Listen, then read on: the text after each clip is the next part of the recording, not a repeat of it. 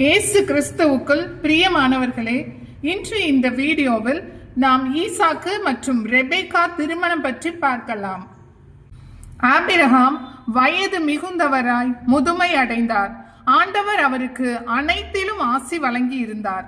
ஒரு நாள் அவர் தம் வீட்டின் வேலைக்காரர்களில் மூத்தவரும் தமக்குரிய அனைத்திற்கும் அதிகாரியுமானவரை நோக்கி, உன் கையை என் தொடையின் கீழ் வைத்து விண்ணுலகிற்கும் மண்ணுலகிற்கும் கடவுளாகிய ஆண்டவர் மேல் ஆணையிட்டு சொல், நான் வாழ்ந்து வரும் இக்கானான் நாட்டு பெண்களிடையே என் மகனுக்கு பெண் கொள்ள மாட்டாய் என்றும், என் சொந்த நாட்டிற்கு போய் என் உறவினரிடம் என் மகன் ஈசாக்கிற்கு பெண் கொள்வாய் என்றும் சொல் என்றார்.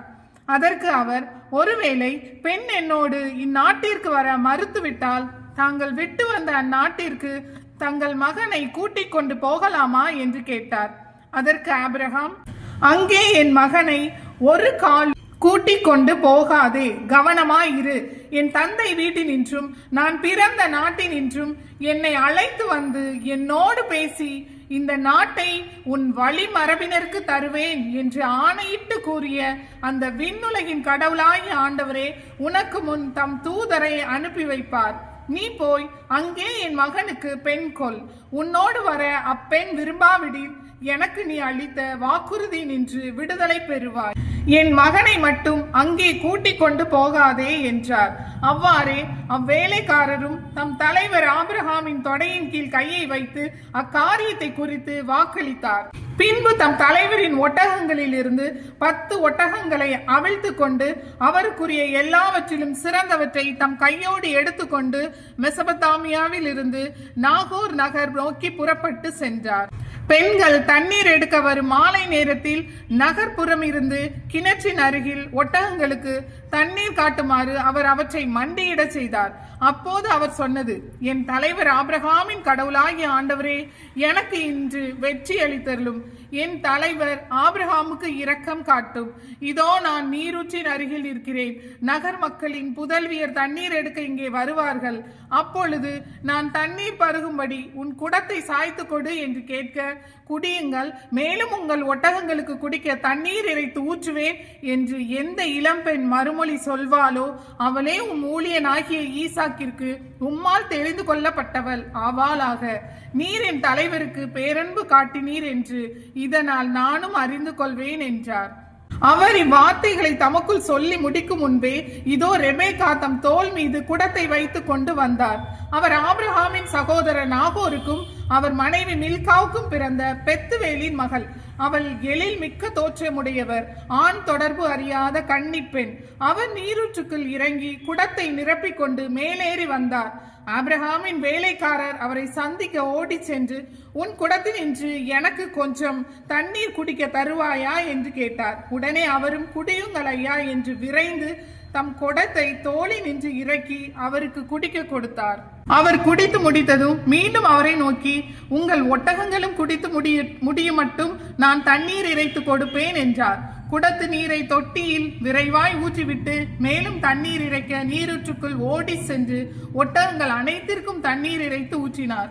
அந்த வேலைக்காரர் இதை கண்டு வாயடைத்து போய் தமது பயணத்திற்கு ஆண்டவர் வெற்றியளித்தாரா இல்லையா என்று அறியும்படி அவரை பார்த்து கொண்டிருந்தார்.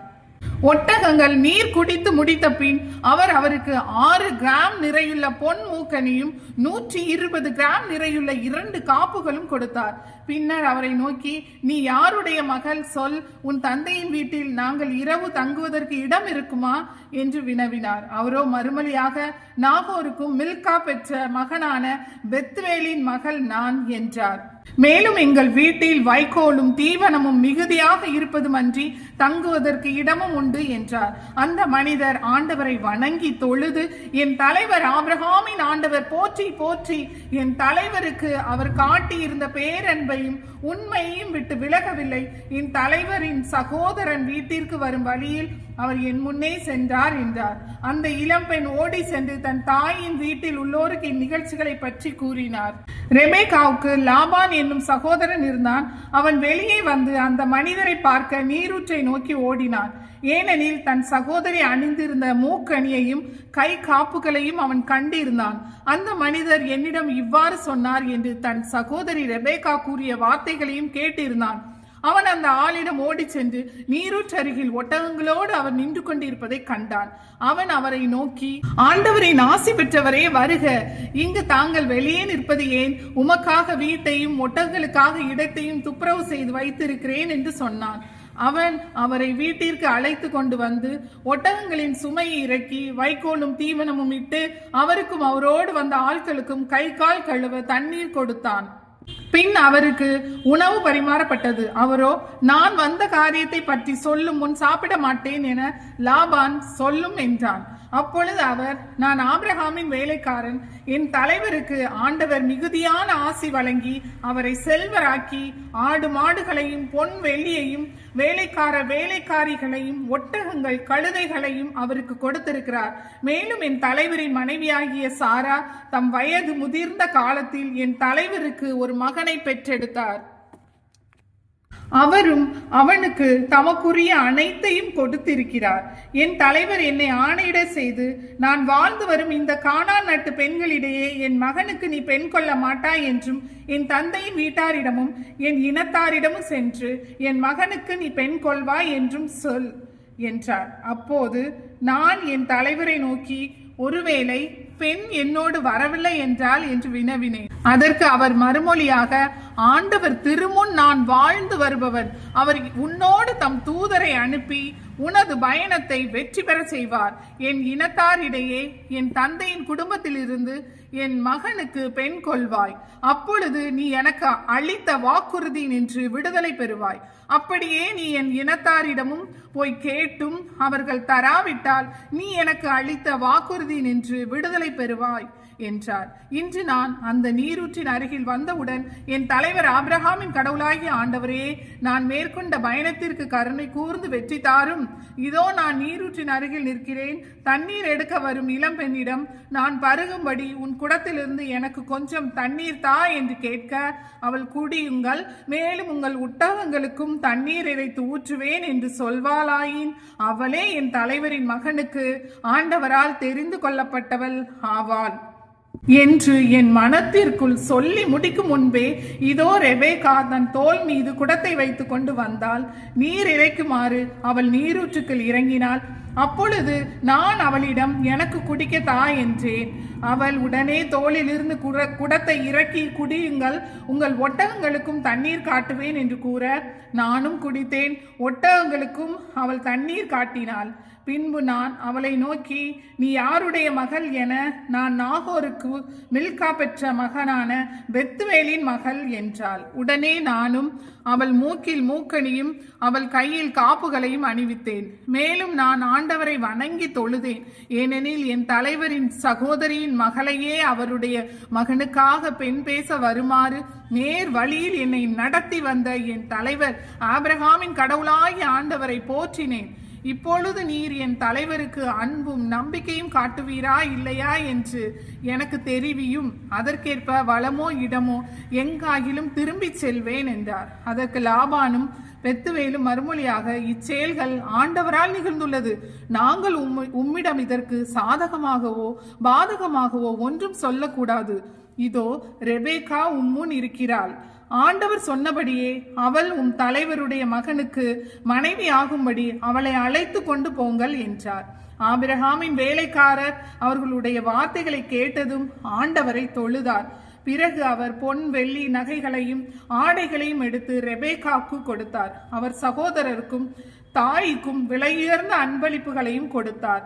பின் அவரும் அவரோடு இருந்தவர்களும் உண்டு குடித்து அங்கு இரவை கழி அவர்கள் மறுநாள் காலை எழுந்ததும் அவர், என் தலைவரிடம் போக விடை தாருங்கள் என்றார்.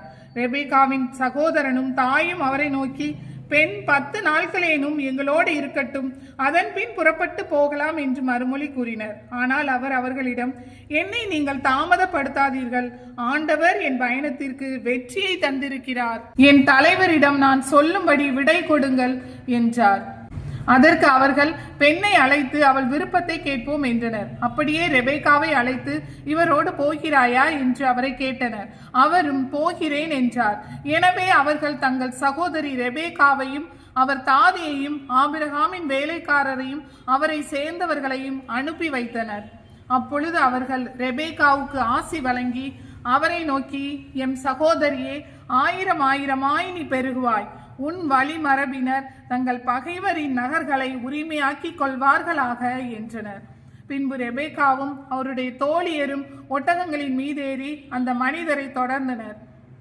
அந்த வேலைக்காரர் அவரை அழைத்து கொண்டு போனார். இதற்கிடையில் பெயர்லகாய் ரோயி என்ற இடத்திலிருந்து ஈசாக்கு புறப்பட்டு நெகேபு பகுதியில் வாழ்ந்து வந்தார். மாலையில் வெளியே வயல்புறம் சென்றபோது அவர் கண்களை உயர்த்தி பார்த்தபோது ஒட்டகங்கள் வருவதை கண்டார். ரெபேக்காவும் கண்களை உயர்த்தி ஈசாக்கை பார்த்தார். உடனே அவர் ஒட்டகத்தை விட்டு இறங்கினார். அவர் அந்த வேலைக்காரரிடம், வயலில் தம்மை சந்திக்க வந்து கொண்டிருக்கும் அவர் யார் என்று கேட்டார். அந்த வேலைக்காரரும், அவர்தாம் என் தலைவர் என்றார். உடனே ரெபேக்கா தம் முக்காட்டை எடுத்து தம்மை மூடிக்கொண்டார். அப்பொழுது அவ்வேலைக்காரர் ஈசாக்கிடம் தாம் செய்தது அனைத்தையும் பற்றி கூறினார். ஈசாக்கு தம் தாயார் சாராவின் கூடாரத்துக்குள் ரெபேக்காவை அழைத்து சென்று மணந்து கொண்டார். அவரும் ஈசாக்குக்கு மனைவியானார். அவர் ரெபேக்கா மீது அன்பு வைத்திருந்தார். இவ்வாறு தம் தாயின் மறைவுக்கு பிறகு ஈசாக்கு ஆறுதல் அடைந்தார். இவ்வாறாக ஆண்டவர் தம் தூதரை ஆபிரகாமின் ஊழியருடன் அனுப்பி அவர் நினைத்தபடி ஆபிரகாமின் தந்தை வீட்டாரிடம் இருந்து ரெபேக்காவை கானான் நாட்டிற்கு கூட்டி வந்து ஈசாக்குக்கு திருமணம் செய்ய ஆண்டவர் உதவி செய்கிறார். ஏனெனில் ஆபிரகாம் ஆண்டவரின் கட்டளைப்படி வாழ்ந்து வருவதால் கடவுள் எல்லாவற்றிலும் அவர்களோடு இருந்து உதவி செய்கிறார். எனவே நாமும் அவர் கட்டளைக்கு பணிந்து ஒரே கடவுளாகிய சர்வ வல்லமையுள்ள அவரை முழு மனதோடு ஆராதித்து அவருக்கு அஞ்சி பணிந்து வாழ்வோம். கடவுள் உங்களை ஆசீர்வதிப்பாராக. ஆமென்.